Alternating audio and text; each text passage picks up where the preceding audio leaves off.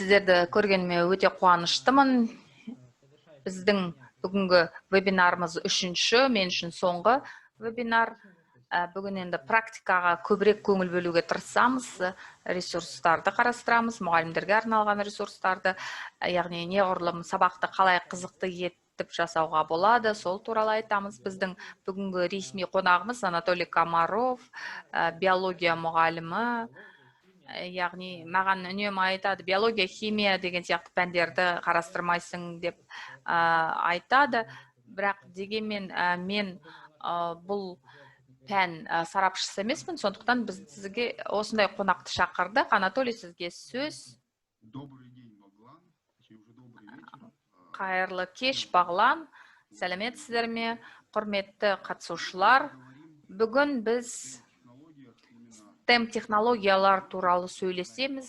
Биология пәні аясында біздің барлығымыз білеміз, жаратылыстану ғылымдарының барлығы қазір бір-біріне кіріктіріліп жатыр, және ешқашан бір ғылым, бір пән басқа пәндерден жеке оқшаулана отырып жүре алмайды. Бүгін біз қазір экран демонстрациясын қосамыз. Барлықтарыңызға көрініп тұр деген үміттемін. Біз STEM технологиялар аясындағы оқушылардың зерттеу жұмысын қарастырамыз. Бұл нені білдіреді? Зерттеу жұмысы, оқушылардың зерттеу жұмысы сабақтарда практикалық маңыздылығы бар. Бір жағынан оқушылар белгілі бір зерттеу дағдыларына ие болады. Көбінесе сыныптағы мұғалім белгілі бір оқушыны таңдап алып, сонымен бірге жобаны жазып, содан кейін сол жобаны белгілі бір ғылыми жобалар конкурсына қатыса алады, белгілі бір орын ала алады, сонымен бітеді. Сабақтың көп бөлігі осы зертханалық жұмыстарға арналуы мүмкін, зерттеу жұмысы жасалады, бірақ енді көлемді емес. Бүгінгі біздің оқушымен жасаған жоба аясында 6-шы сынып оқушысымен жұмыс істедік. Қала аясында және республикалық конкурста белгілі бір орын алды. Зерттеу жұмысы былай аталады. Және жалпы бұл жұмысты сабақтағы зерттеу жұмысына кіріктіруге болады. Осы зерттеу жұмысы тек қана сабақта емес, сыныптан тыс жұмысқа да қосуға болады. Біз жарықтың сапасының бұршақтың дамуы мен өсуіне әсері деген тақырыпты алдық. Яғни осы нысанды алдық. Ақ жарықтың әртүрлі спектрі бар екенін білеміз. Және оның толқындарының ұзындығы әртүрлі болады. Және сол толқындардың ұзындығы әр өсімдікке әртүрлі әсер етеді. Көптеген зерттеу жұмыстары бар. Тек қана мектеп оқушыларынікі ғана емес, сонымен қатар университет деңгейінде жасалған зерттеулер, яғни жарықтың өсімдіктерге әсер ету, яғни вегетациясына, жемістердің пісуіне, тағы басқа деген сияқты. Бұндай жұмысты бүкіл сынып үшін қолдануға болады. Осы жылы 4-ші сыныпқа сол жұмыс жоспарланған болатын, бірақ пандемия басталғаннан кейін біз қашықтықтан оқытуды жалғастырдық, яғни біз жоспарлағандай 4-ші тоқсанда бұл жұмысты жасай алмадық, сол профильдік сыныппен. Мен биология мен химияны тереңдетіп оқитын сыныптарда сабақ беремін. Қандай болмасын, зерттеу жұмыстары сияқты, оның мақсаты анықталады, міндеттері қойылады. Содан кейін мынау зертхана, біздің оқу зертханамыз, онда әртүрлі зерттеулер жүргізуге болады. Бұл жерде енді шай ішпейміз, бұл жерде тек қана оқушыларға арналған, қарапайым эксперимент жасауға арналған зертхана. Мынау зерттеу нысандары, мынау хроматикалық камералар. Олар әйнектен жасалған арнайы таспасы бар. Белгілі бір жарық спектрін өткізетіндей. Сонымен қатар бұршақты өстіп өсіретіміз. Содан кейін осындай сатып алдық. Гүлдерге арналған пластик осындай табақтар. Біз енді ең қарапайым құрылғыларды қолдандық, электронды таразыны қолдандық, яғни параметрлерді жаздық, яғни олардың осы өскен бұршақтың ұзындығын есептеп өлшейтіміз, соны жазатымыз, биомассасын өлшейтіміз. Яғни 3 топ болды, бір бақылау тобы болды. Не нәтижеге жеттік? Яғни әртүрлі жарық спектрі әсер еткен кезде мынандай параметрлік деректерді анықтадық. Яғни шикі осы өскіндердің шикі биомассасы қалай өзгереді, соны қарастырдық. Мынау бірінші нұсқа, екінші нұсқа, жасыл хроматикалық камера, үшінші қызыл жарық спектрі, және төртінші нұсқа ол бақылау болатын. Белгілі бір нәтижелер, қорытындылар жасалды. Жерде өскіндердің ұзындығы қалай өзгереді және массасы қалай өзгереді, жалпы жарық спектрінің әртүрлі түрлерінің түскеніне байланысты. Қорытындылар мынадай болды. Яғни өсімдіктердің шикі биомассасы өзгереді. Жасыл және боялмаған хроматикалық камерада. Бірақ жасылда олар ұзарады. Яғни жасыл жарық спектрі өсімдіктердің дұрыс өсуіне әкелмейді деген ойлар бар. Яғни дұрыс вегетацияға жол бермейді. Бұл эксперименттің нәтижесінде біздің байқағанымыз, яғни бүкіл осы жарық спектрі жұмыс істейтін жерлерде бұнда өскіндердің ұзындығы дұрыс және биомассасы да дұрыс өседі. Бұл идея ретінде. Ал енді мен не айтайын деп едім? Мына жоба жалпы оқушылардың оқу жұмысына кіріктіруге болады. Яғни оқушыларды 90-ның басында топтарға бөлуге болады, және олар басқа өсімдік түрлерін таңдап ала алады. Систем технологиялар туралы айтатын болсақ, мектепте әртүрлі датчиктар болса, мысалы 490-да екпе бұршақ экологиялық факторлар өзгерген кезде қалай өзгеретінін зерттеу керек болдық. Яғни температура, ылғалдық және жарық өзгерген кезде не болатын тексеретін. Яғни соның барлығын көруге болатын. Яғни соның арнайы датчиктар болды, ылғалдық датчигі, температура датчигі, жарық датчигі. Осы жаңа технологияларды пайдалана отырып, сол датчиктарды пайдалана отырып, көлемді ақпаратты жинақтауға болады, және сол ақпаратпен ары қарай жұмыс істеуге болады. Әсіресе жоғары сынып оқушылар. Мысалы, математикада білесіздер, жоспар жасалады, онда статистика деген ұғым бар. Биологияда осы пәндердің кіріктіріліп, жаңа мазмұнның пайда болғанына байланысты, осы биостатистика деген нәрсе бар. Бір нәрсенің орташа мәнін шығару, орташа ауытқу, тағы басқа соны анықтау, осы тақырыптарды кіріктіруге болады. Яғни белгілі бір деректер жинақтап алғаннан кейін оқушылар сонымен жұмыс істейді. Ол үшін Excel-ді қолдануға болады, онда бағдарламаларды қолдануға болады. Арнайы жасалған Excel-да формалар бар, онда бүкіл формулалар салынған, ол статистиканы өздері санап шығады, яғни оқушылар нәтижесін көре алады. Яғни бұл информатика сияқты пәндердің осы бағытта кіріктірілуін байқауға болады.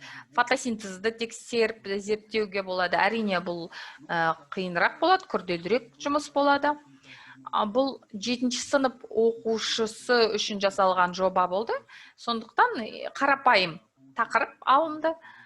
Мұнда енді шынайы нәтиже алу үшін әлдеқайда көбірек нысандармен жұмыс істеу керек.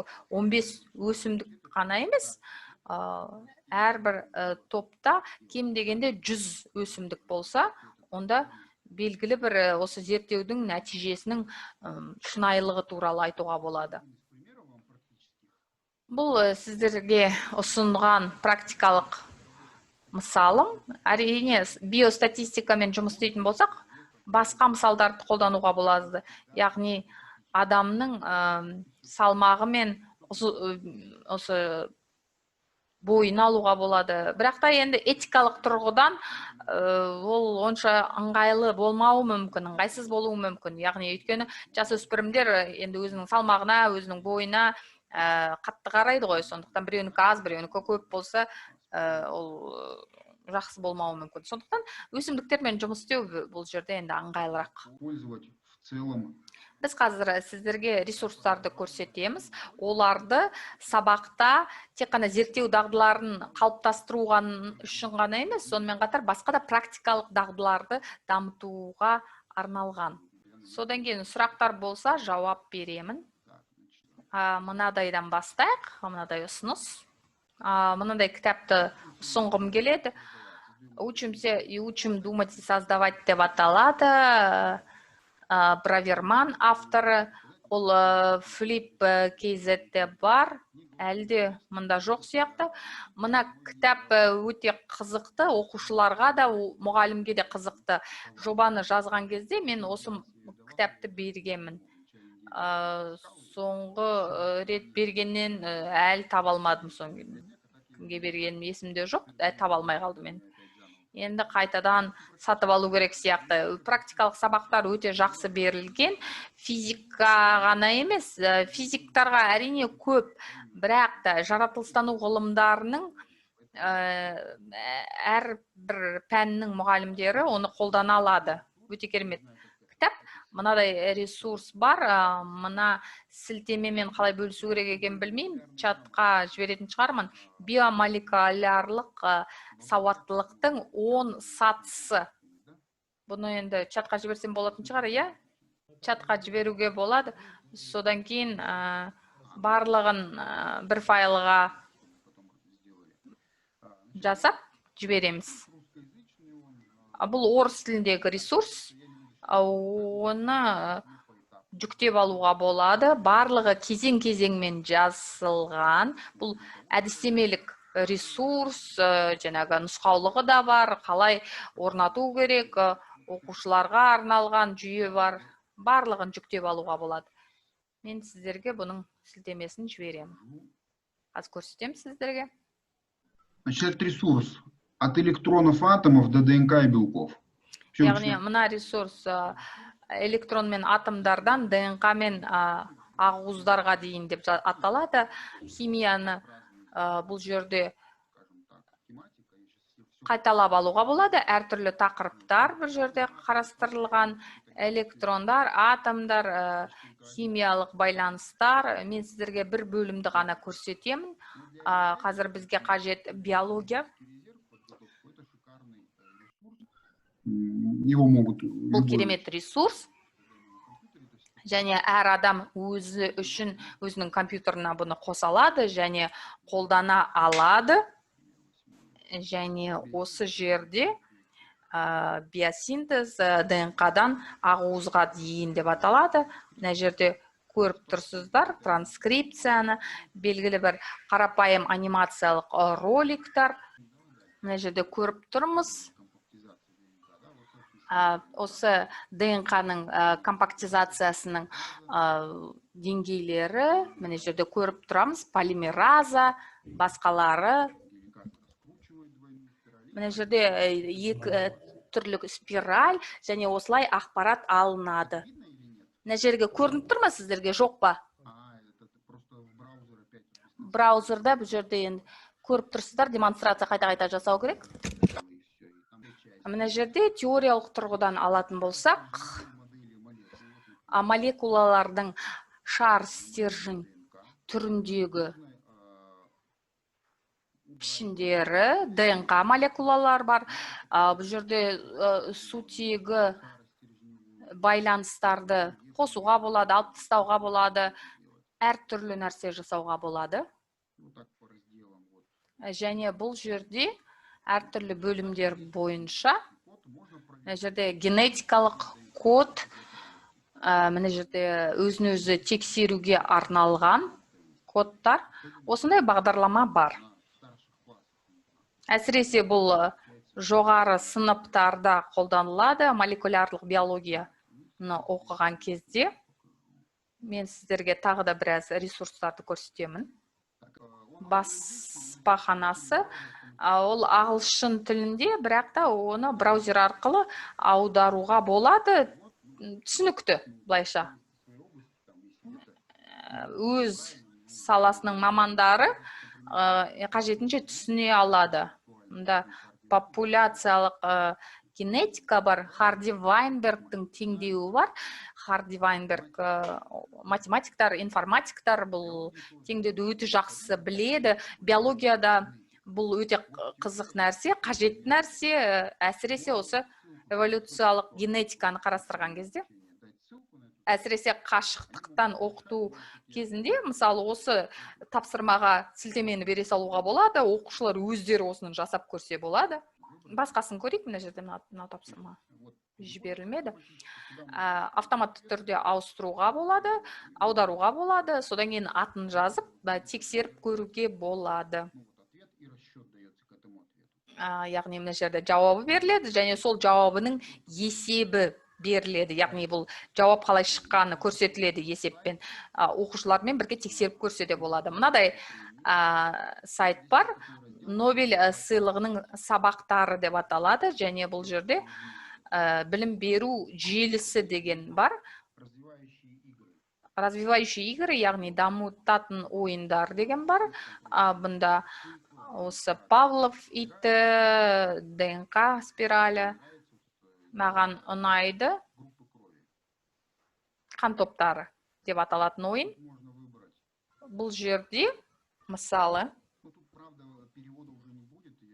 бірақ өкінішке орай бұған аудармасы болмайды, бірақ алдын ала өзіңіз үйреніп алсаңыз, дайындалып алсаңыз, қолдануға болады. Яғни науқасты таңдайсыз, оның қанын аласыз, оның қанын пробиркаларға құясыз, содан кейін агглютинация орын алады. Яғни, мынау резус фактор.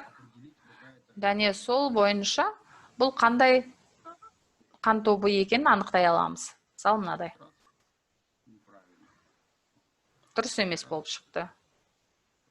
Дұрыс болды енді. Яғни бірінші қан тобы. Бірінші емес, екінші қан тобы болып шықты. Яғни мына жерде науқас жатыр, енді қанды құю керек енді. Яғни мында дұрыс емес. Мына жерде дыбысы естілді ме, жоқ па, білмеймін. Мына қанды құйып көрейік. Екінші қан тобы. Яғни әртүрлі қан тобын кіргізіп көруге болады. Бұл тренажермен жұмыс істеу арқылы қандай қан топтары бір-біріне сәйкес келеді, соны анықтай алады, тексере алады. Сіздерге көрсететін соңғы ресурс, негізінде әрине ондай ресурстар өте көп.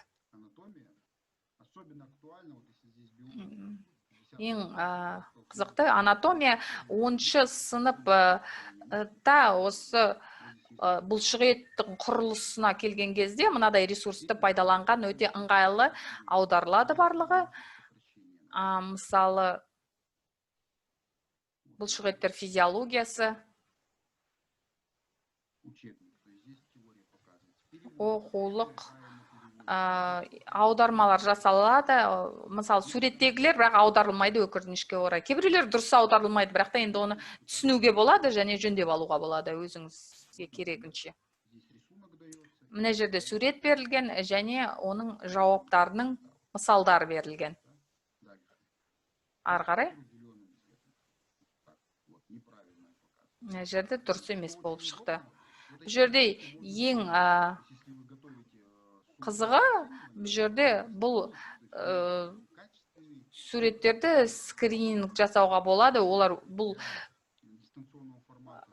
осы суреттер өте сапалы, яғни артында ешқандай фон жоқ.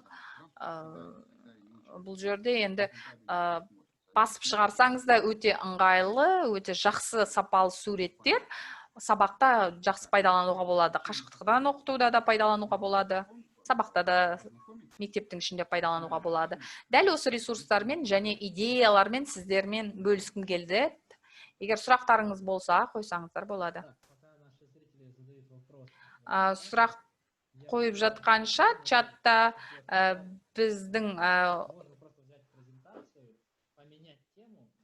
4-ші слайдқа айтуға болады. Негізі презентацияны алып, оның тақырыбын өзгертуге болады, ал жалпы құрылысы қалады. Яғни зерттеудің тақырыбы, оның мақсат міндеттері, қорытындысы деген сияқты. Бұл жерде енді қандай эксперимент жасасаңыз да бәрібір. Негізгі маңыздысы сол құрылымы кезең-кезеңмен жасау. Оқушылар шынайы эксперимент, шынайы зерттеу жасауға үйрену керек. Бұл жерде енді қосатын нәрсе тәуелді және тәуелсіз айнымалылар. Эксперимент кезінде соны қосуға болады. Яғни шынайы тереңдетілген зерттеу жасау үшін бұл қажет. Осы бұршақпен зертханалық жұмыс жасау үшін аптасына қанша уақыт бөлдіңіз оқушыға? 2 күнде 1 рет кездестік, өйткені бұл бұршақты суару керек болды, оның үнемі өлшеп отыру керек болды.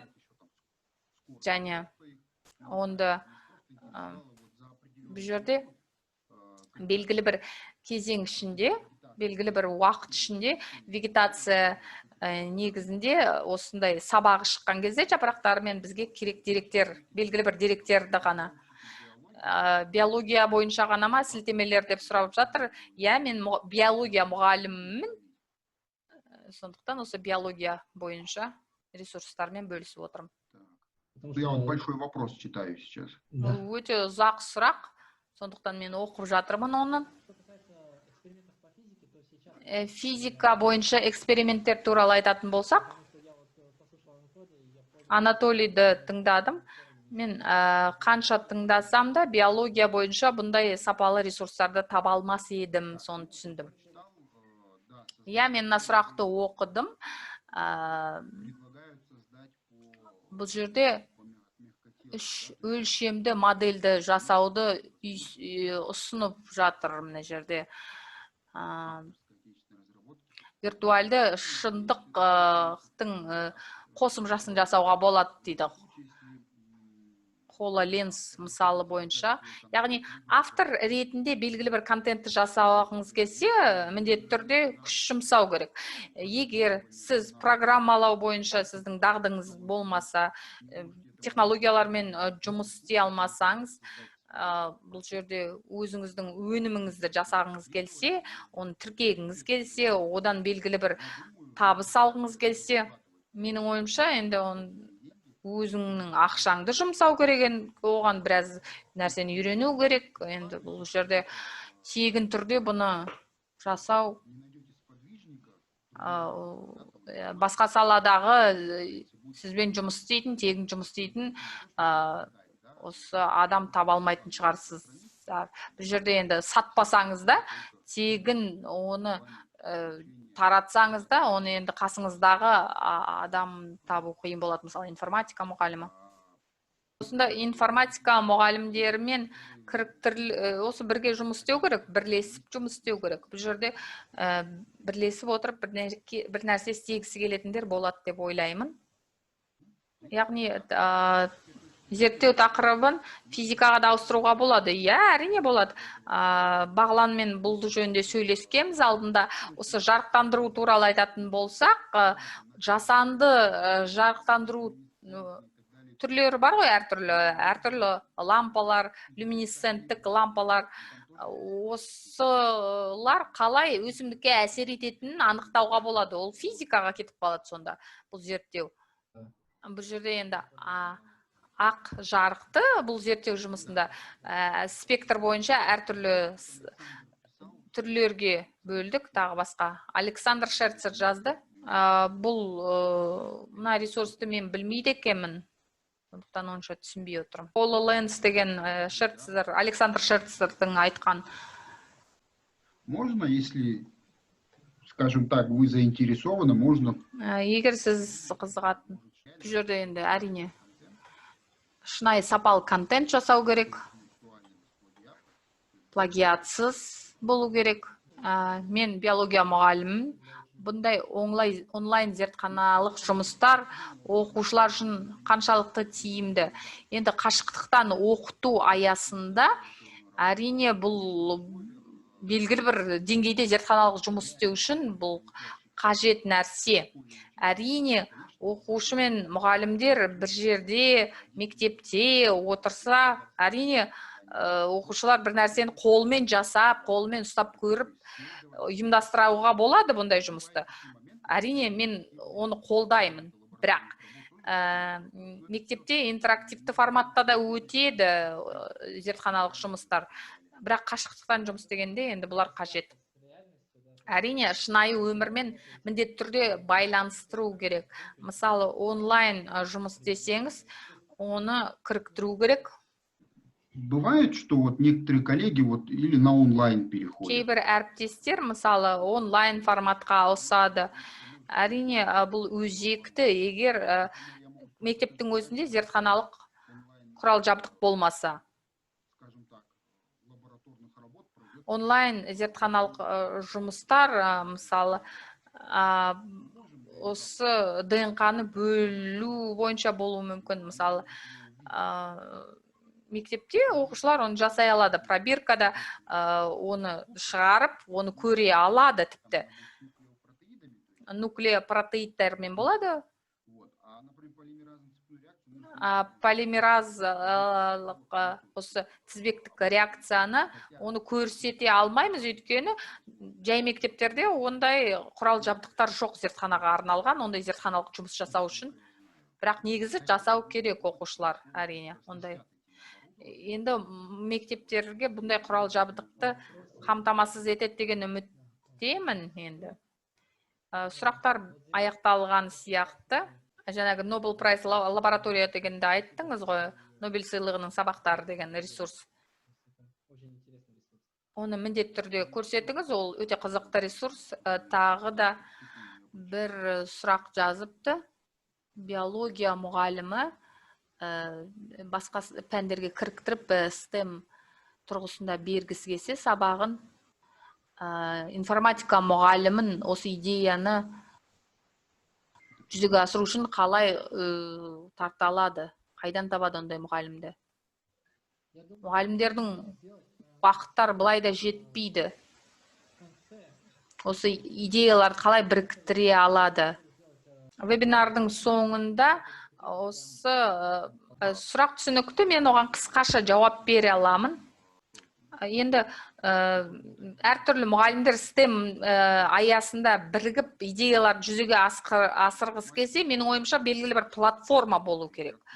Сол платформа аясында сол жұмыс жасай алатын. Ал енді мұғалімнің уақыт жетіспеушілігі туралы айтатын болсақ, енді бұл жерде енді ештеңе болмайды. Жүктеме бара-бара азаяды.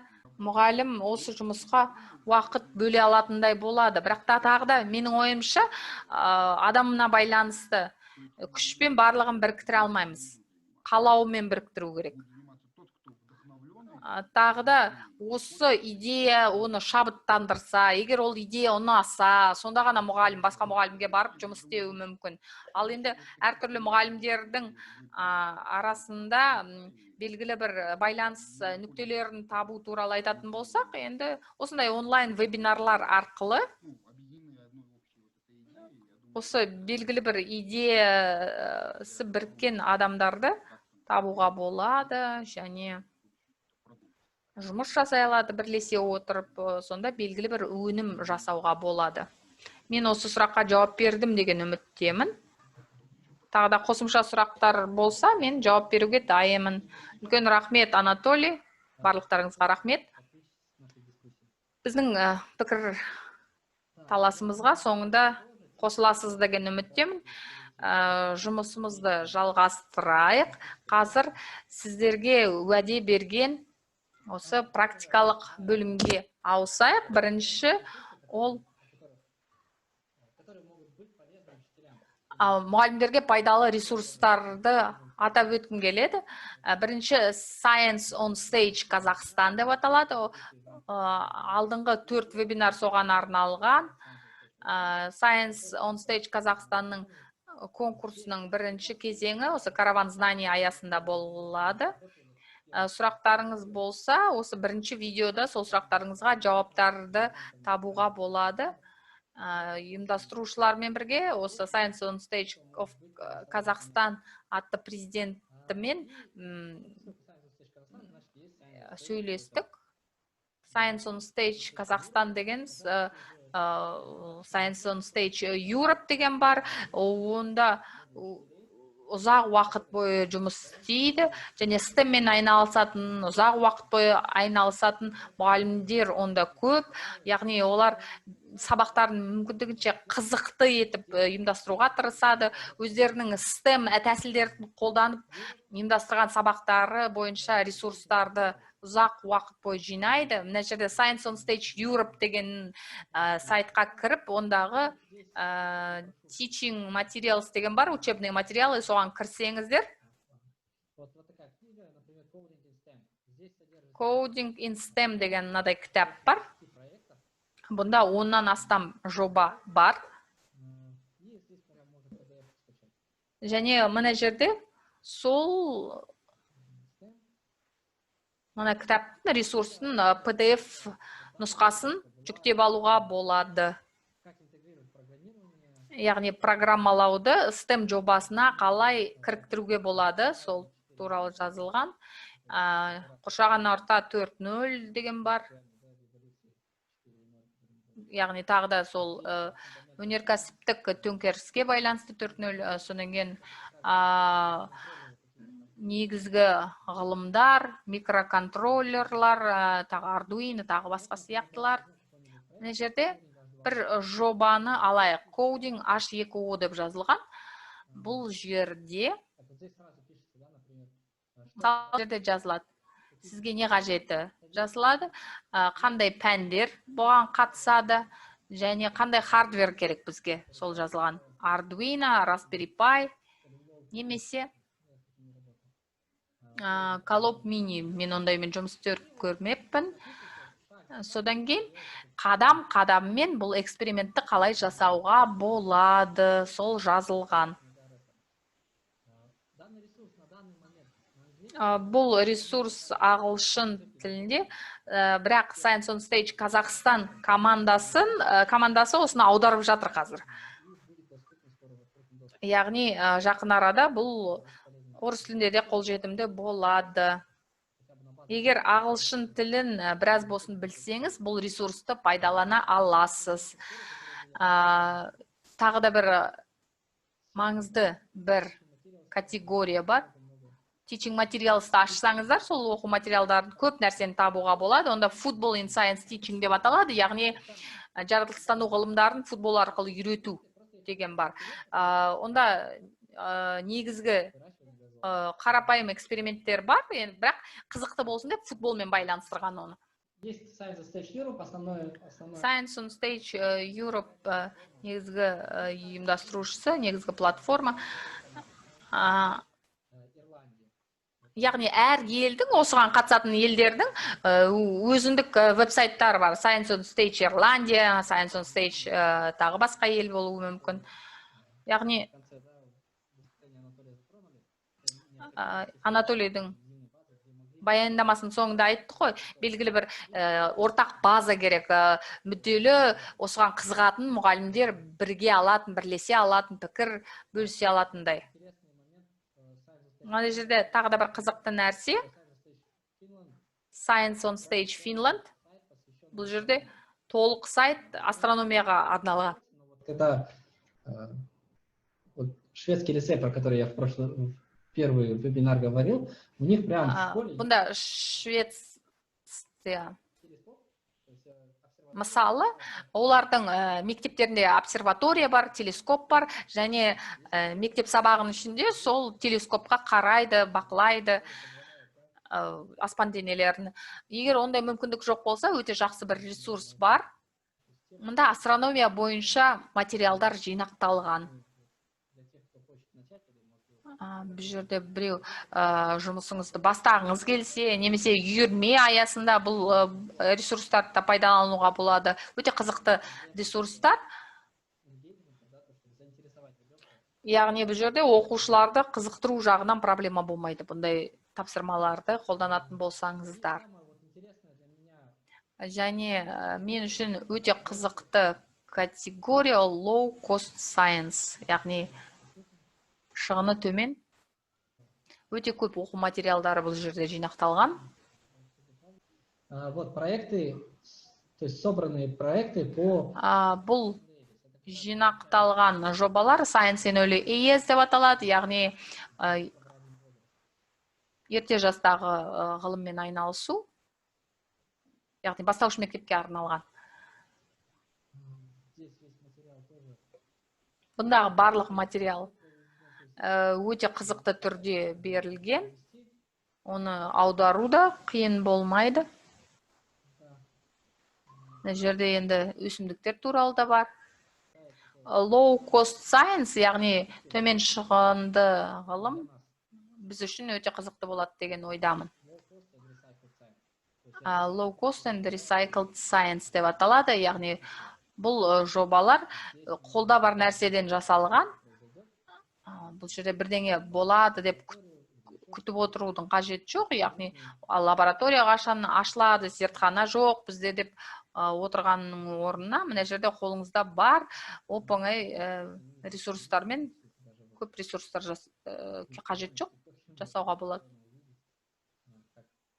Инстаграмда да көп бұндай нәрселер бар.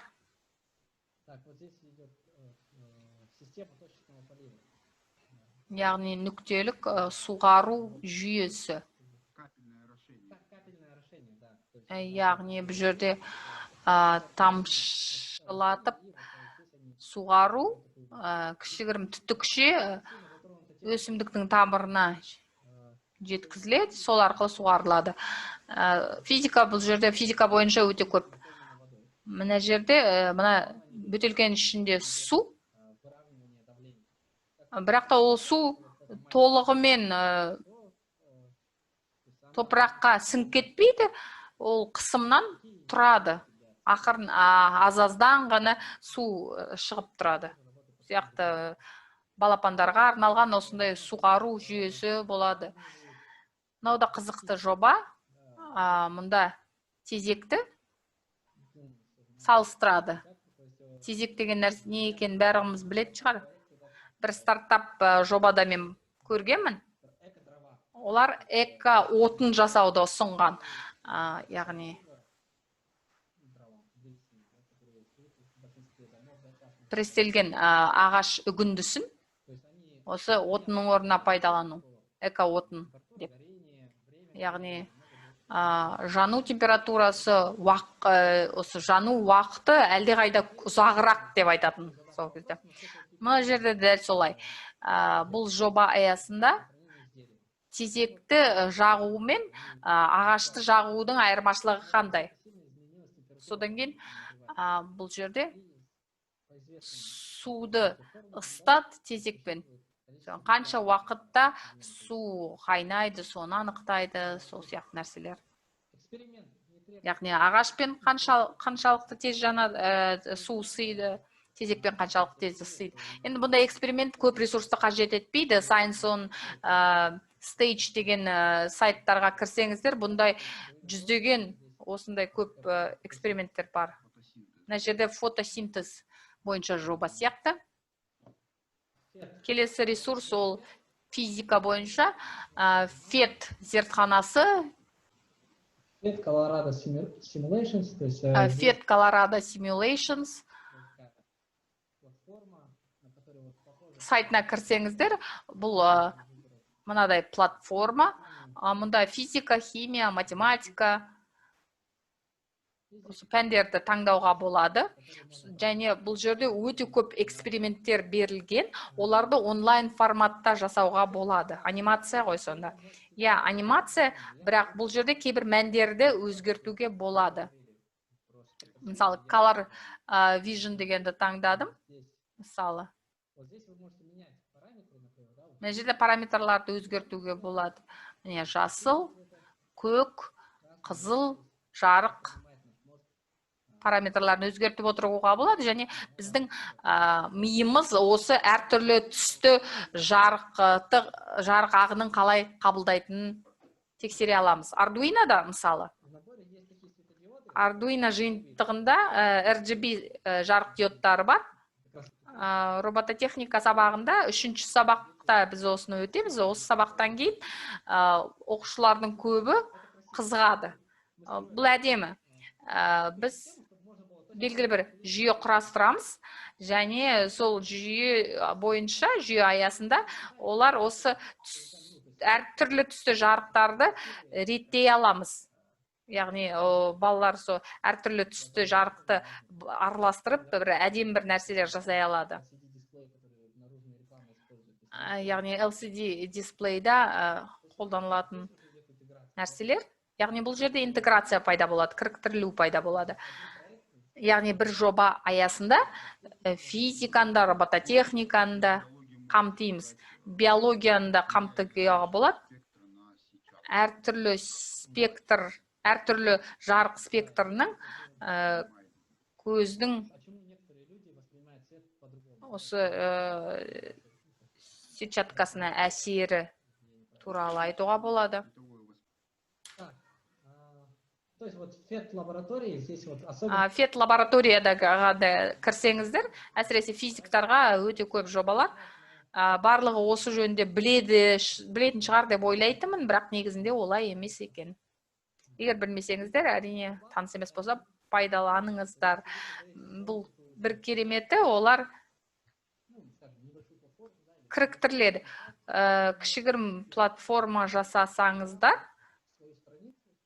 бұл жобаны өзіңіздің парағыңызға кіргізіп кіріктіруге болады. Белгілі бір теорияны жасап, балалар эксперимент өткізсін десеңіз, өзіңіз сол сипаттамасымен сонда кіргізіп қоюыңызға болады. Google Classroom'да да қазір көп қолданады. Өте тиімді әдістеме бұл. Google Classroom'ды өзін туралы айтатын болсақ, мына жерде былай қолдандық оны. Flipped Classroom мына жерде төңкерілген сабақ. Сынып. Бірінші видео беріледі. Ол видеоны балалар көру керек. Балалар көріп, өздері тыңдап, қарайды. Видеодан кейін олар белгілі бір тапсырманы орындайды. Google формада квиз жасайды. Содан кейін белгілі бір тапсырманы жасауға ауысады. Яғни видеоны көреді, содан видео бойынша белгілі бір тест тапсырады, сол тест тапсырғаннан кейін тапсырма орындайды. Яғни оқытудың осындай әдісі мұғалімнің уақытын азырақ жейді негізінде, және азырақ уақыт алады. Clash of Calls деген бар тағы. Программалауды өте жақсы білетіндерге арналған. Егер 10-шы сынып оқушылары, 10-шы сынып оқушысы белгілі бір өте қатты дамыған болса, осы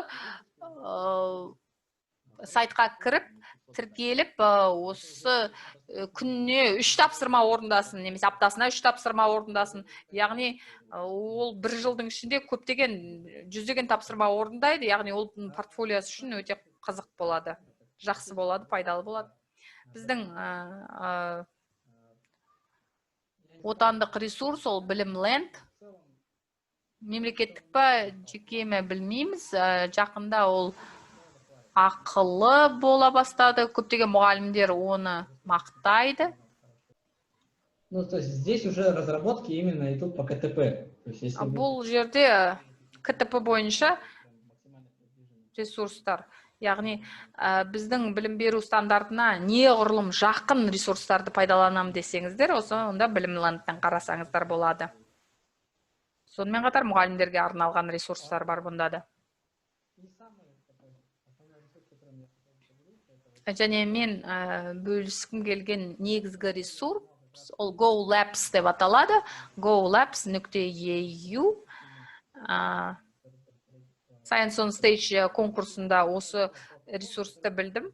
Біз жасағымыз келген платформаны айттым, оны сипаттадым. Яғни сондай платформа бар екен болып шықты. Бар болып шықты. 20 миллион қаржы бұған жұмсалған. Яғни бұл жақсы өнім жасалған. Inquiry Learning Space-ға негізделген. Inquiry Learning Space дегеніміз, яғни баланың қызығушылығына қарай оқыту деп аталады. Яғни бірінші балаға белгілі бір сұрақ қойылады. Баланың ойында белгілі бір сұрақ пайда болады. Яғни бұнда фильтрлар бар, яғни сүзгі арқылы баланың жасына байланысты, тағы пәнге байланысты бірдеңе таңдауға болады. Мына жерде көріп тұрсыздар. Мына экспериментте осы көріп тұрсыздар, FET лабораториясынан алынған, FET зертханасынан алынған эксперимент. Мысалы, қазақшаны таң. Бірақ та қазақшаға аударылған жобалар жоқ. Google арқылы мүмкін аударуға болатын шығар. Мұнда да жобаның толық сипаттамасы бар.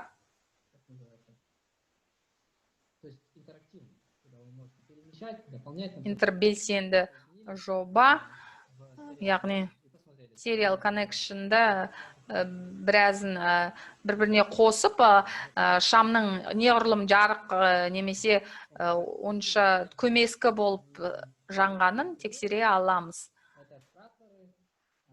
Тағы да бір жоба, ол жер бетіндегі немесе басқа ғаламшардағы кратерлар.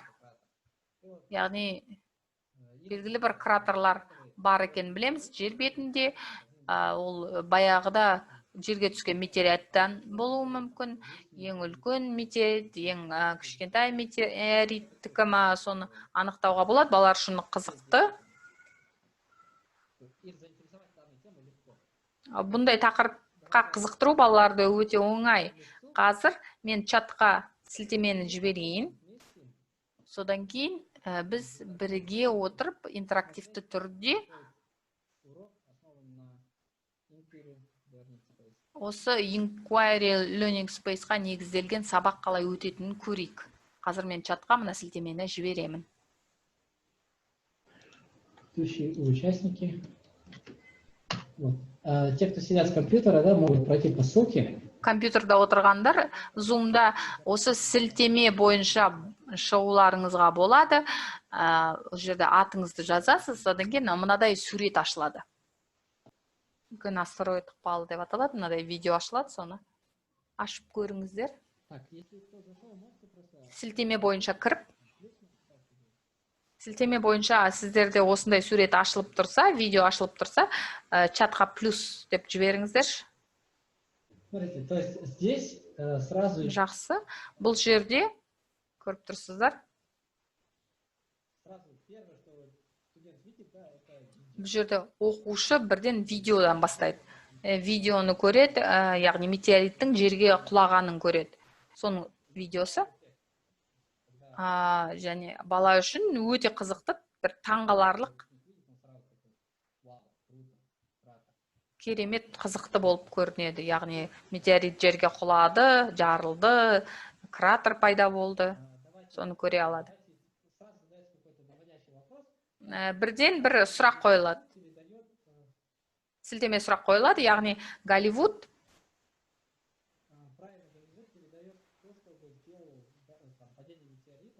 метеориттің немесе астероидтың жер бетіне құлағанын Голливуд дұрыс көрсете алды ма деген сияқты сұрақ қоюға болады. Мына жерде Челябинск метеоритін көруге болады. Содан кейін мына жерге ауысайық. Концептқа ауысамыз бұл жерде, яғни ментальды карта жасаймыз. Концепт картасы жасаймыз.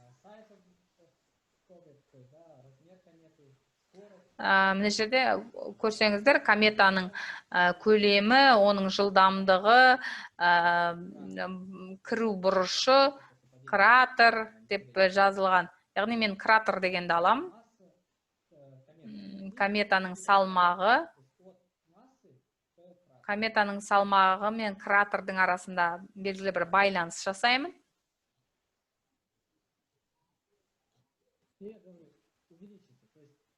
Көбейеді деп жазам. Яғни кометаның салмағы көбейген кезде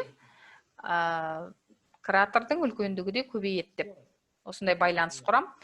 Ал жылдамдық. Оның жылдамдығы қалай әсер етеді?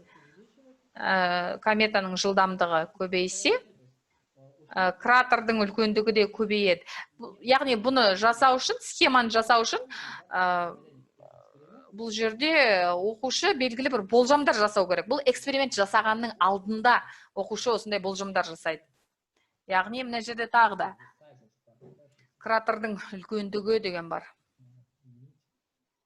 Оны ауыстырайық. Бұл жерге бұл қажет жоқ. Мына жерде жай ғана кратер емес, кратердің көлемі.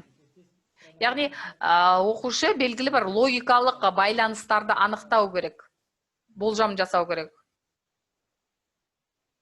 Кратердің көлемі азайса, яғни кратердің салмағы көбейсе, онда, яғни кометаның салмағы көбейсе, онда кратердің көлемі де көбейеді деген сияқты белгілі бір гипотеза жасау керек оқушы. Сіз Google Classroom'дағы сияқты, сіз өзіңіздің аудиторияңызды жасайсыз, кішігірім кабинет жасайсыздар. Осы сізге ұнаған эксперименттерді көшіріп алуыңызға болады. Онда арнайы нұсқаушы видеолар бар.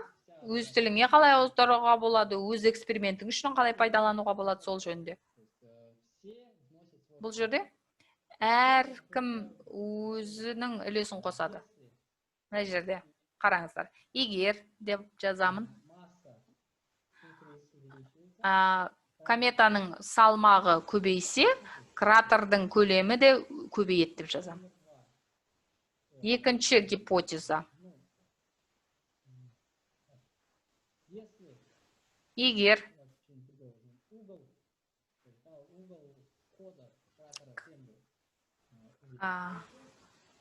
кометаның жерге кіру бұрышы көбейсе, онда кратердің көлемі көбейеді. Осындай болжам жасайық та, бұл дұрыс па, дұрыс емес пе, анықтайық. Мында былай деп жазуға болады. Егер бұрыш 90 градустан көп болса, онда кратердің көлемі азаяды. Содан кейін эксперименттің өзін жасап көресіздер. Қадам-қадамымен бұл жерде сипатталып жасалған. Бұл жерде жер өз кезегімен жасаймыз. Мен диаметрді таңдайым. 3300 метр, яғни 3 километр. Түсу бұрышы 34 градус болсын. Бастапқы жылдамдығы 34 километр сағатына болсын. Секундына болсын.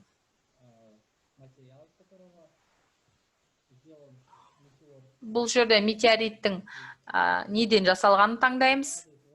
Мысалы, мұз метеорит, және ол жерге түседі. Содан кейін сол қандай жерге түседі, сол көрсетілген. Содан кейін қандай биіктіктен құлайды, сол көрсетілу керек. Бұл жерде қызықты нәрсе Google картада қандай болмасын кеңістікті анықтауға болады. Яғни бұл жерде өз туған қалаңды таңдай аласың. Яғни сіз өзіңіз тұратын немесе өзіңіз туған қаланың территориясын білесіздер ғой, үлкендігін білесіздер. Яғни өзіңіздің білетін жеріңізді таңдап алып, бұл жерде енді кратердің тереңдігін қарайық. Таңдауға болады. Сфинкс Гиза, Гиза сфинксі, Биг Бен. Яғни осы кратермен салыстырғандағы Биг Бен үлкендігі салыстыру бұл жерде орын алады. Кратер оставлен с теми параметрами, которые мы ввели. Яғни кратер белгілі параметрлар берілген. Балалар 10 өлшем жасай алады, және бұл жерде экспериментті жасау процедурасы өте маңызды. Яғни метеоритті жерге жіберген кезде балалар қайта-қайта оның параметрларын өзгерте берсе, онда ол эксперимент жасалған болып есептеле ме? Бұл жерде ол жасалған болып есептелмейді, өйткені сіз 10 өлшем жасағаннан кейін ғана өзгеріп отырасыздар. Бір параметрді ғана өзгеріп отырасыздар. Бірінші жылдамдықты ғана өзгертіп отыруға болады. Содан кейін басқа нәрсені бұрышты өзгертіп отыруға болады. Сонда ғана сіз белгілі бір өзгешеліктерді байқайсыз. Ал барлық параметрларды қайта-қайта өзгертудің қажеті жоқ. Мына жерде осы экспериментті жасау кезең-кезеңмен болу керек екен, соны үйрену керек оқушылар. Мына жерде бәрі қадам-қадаммен жазылған, сипатталған. Мына жерде ең қызығы гипотеза. Соңғы гипотеза. Соңғы сіздің анықтағаныңыз, қорытындыңыз жазылу керек. Яғни аргументация берілу керек. Эксперимент жасалғаннан кейін белгілі бір қорытынды жасау. Бұл жерде бір байқағаның, бір бала үшін өте маңызды нәрсе, бастапқы эксперимент жасамас бұрын жасалған гипотеза мен соңында жасалған қорытынды бір-біріне сәйкес келмеуі мүмкіндігі ол қалыпты жағдай екенін көрсетеді. Мысалы, менің алғашқы болжамым осындай болды. Өйткені мен кометаның салмағы неғұрлым үлкен болса, соғұрлым кратері үлкен болады. Өйткені мен осындай оның себебі мынадай деп айтуы мүмкін, бірақ эксперимент жасағаннан кейін басқадай қорытынды шықты деп осыны түсіндіруге болады. Өте қызықты.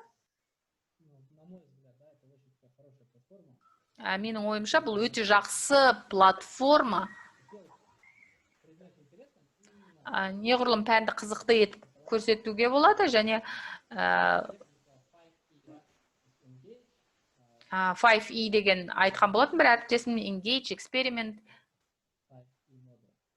5E model деген бар, 5E моделі, 5E моделі. Мен үшін ең маңызды сол engage болған, яғни баланы қызықтыру, баланы сабаққа тарту.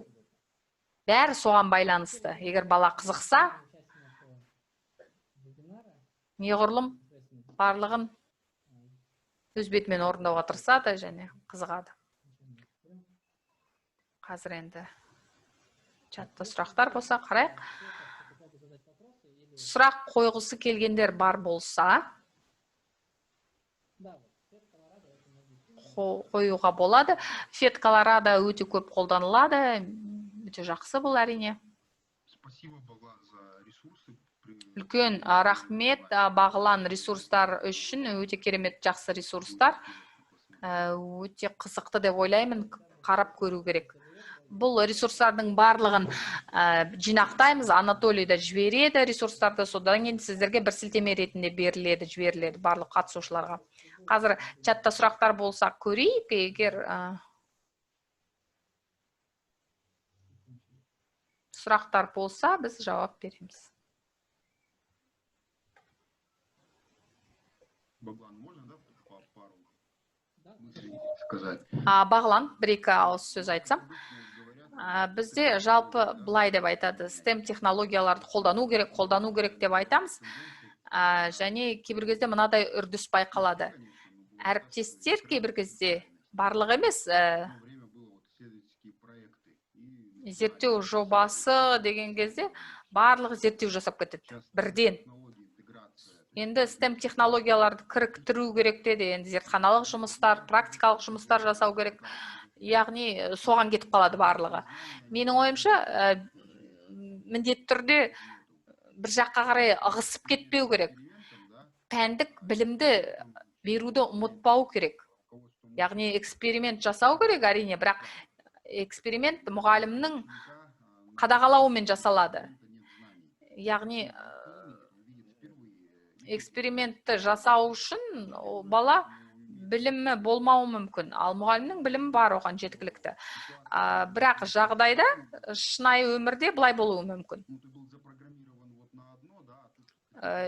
Сен бір нәрсені экспериментті жасадың, бір нәтижені күттің, ал сенде мүлдем басқаша нәтиже шықты. Сен ол нәтиже неге шыққан білмейсің, және сен оны түсіндіре алмайсың. Өйткені саған онда қажетті білім жоқ. Яғни зерттеу жұмысын жүйелі түрде оқу процесіне енгізу керек. Яғни мүлдем зерттеу деген жасап көрмеген балаларға сіз бірден ертеңінде бүгін жасамаған, кеше жасамаған, ертең келесіде зерттеу жұмысын жасайық деп бірден бастап кетесіз, ал ол бала мысалы тіпті гипотеза деген сөзді білмейді. Яғни зерттеу жұмысын оқу процесіне кезең-кезеңмен, қадам-қадаммен енгізу керек. Яғни ғылыммен айналысуды, зерттеу жұмысын айналысуды ақырындап бастау керек. Бірден бастап кетудің қажеті жоқ. Анатолий, мен сізбен толығымен келісемін. Әрбір мұғалім сезінеді, және бір нәрсені нені жасауға болады, дәл қазір оқушылармен нені жасауға болмайды, балалар дайын ба, дайын емес па, оны байқайды ғой. Сонымен мына жерде мынадай нәрсе жазылыпты ғой. Бұл сұрақ емес, кеңес сияқты. Сейчас я просто лучше продемонстрирую ее здесь. Название сайта. Сайттың атауы Algodo деп аталады. Әріптестен бірінші рет естіп отырмыз. Енді өте жақсы бағдарлама деп беріліп отыр. Яғни бұл жерде белгілі бір блоктық орта, және онда эксперименттерді жасауға болады.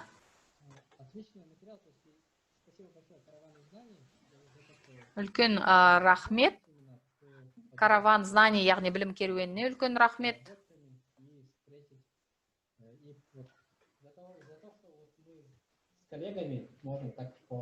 Әріптестермен бірге осылай пікір таластыратынымызға өте жақсы сөйлесетіміз. Үлкен рахмет, Анатолий, үлкен рахмет, Бағлан. Осындай ортаға шақырғаныңыз үшін үлкен рахмет. Әріптестермен осындай ой бөлісуге шақырғандарыңызға рахмет. Коллеги, мы на этом можем завершать. Жұмысымызды аяқтай аламыз. Я хочу вам сказать, что просим вас не пропустить. Мы на последние дни недели, на четверг и на пятницу оставили наши самые ожидаемые вебинары. Специалисты из Финляндии, эксперты в сфере образования поделятся своим финским опытом и расскажут, как устроена школа в Финляндии, как преподается там STEM-предметы, яғни Финляндияда ол қалай ұйымдастырылған STEM пәндер, қалай жүргізіледі, олардың білім беру саласының табыстылығының себебі неде, сол туралы айтады. Онлайн сабақта, онлайн казахский и на форматта русский язык сұрақтар также. қоюға болады. Соответственно, Ағылшын тілінде жүреді ертең, бірақ сонымен қатар ілеспе аударма жазылады орыс вы тіліне, можете қазақ тіліне. прочитать, прослушать и Яғни задать свои вопросы и поговорить со спикерами оқып, вживую. тыңдап, сұрақтарыңызды қоюларыңызға болады, және спикерлеріңізбен сөйлесуге мүмкіндік аласыздар. Сондықтан ертеңгі вебинарларды міндетті түрде жіберіп алмаңыз. Ертең сағат 5-те басталады вебинарларымыз. Ертең кездескенше тағы да бір атап өтетін нәрсе осы сілтеме бойынша ертең тағы кездесеміз. Үлкен рахмет Анатолий, Бағлан, бүгінгі вебинар үшін, осы құнды ақпарат үшін және құнды сілтемелер үшін, ресурстар үшін, оларды күнделікті өмірінде пайдалана алады, жұмысында пайдалана алады мұғалімдер. Үлкен рахмет, сау болыңыздар.